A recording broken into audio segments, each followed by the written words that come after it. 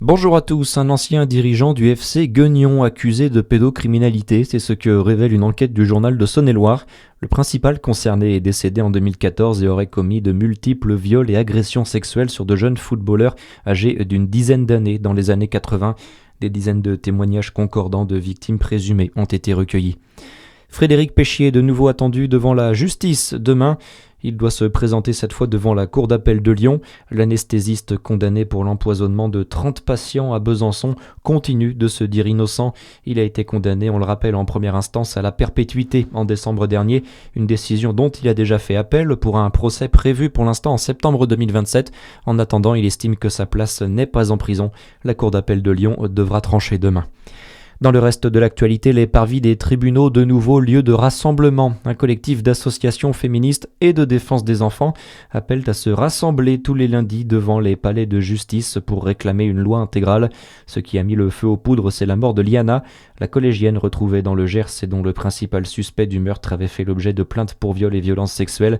Cette loi intégrale permettrait d'améliorer la prise en charge des victimes, selon Florian Volt, porte-parole de la Fondation des femmes. Très concrètement, ce qu'on prévoit dans la loi intégrale, c'est des centres départementaux qui puissent accueillir les victimes de violences sexuelles et fournir à la fois une assistance psychologique, une assistance de soins et aussi la possibilité de faire des prélèvements médicaux qui sont essentiels pour les plaintes en matière de violences sexuelles sans dépôt de plainte justement. C'est aussi des mesures de prévention des violences auprès des enfants, comme l'effectivité des séances des VARS ou des séances individuelles annuelles de dépistage auprès des enfants dès la maternelle, comme ça a été préconisé par la Ciivise. Et une grande mobilisation est aussi prévue le 4 juillet prochain selon le collectif qui demande aussi plus de moyens pour la protection des mineurs.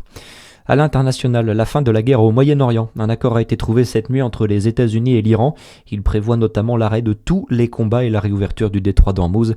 La France dit attendre de voir les conséquences de cet accord. Emmanuel Macron qui a annoncé qu'elle serait au cœur des discussions aujourd'hui à l'occasion du G7 qui débute à Évian. La 21e édition d'Odyssée à Dijon a réuni près de 6000 personnes hier au lac Kyr. Cette course au profit de la lutte contre le cancer du sein a permis de récolter 60 000 € cette année.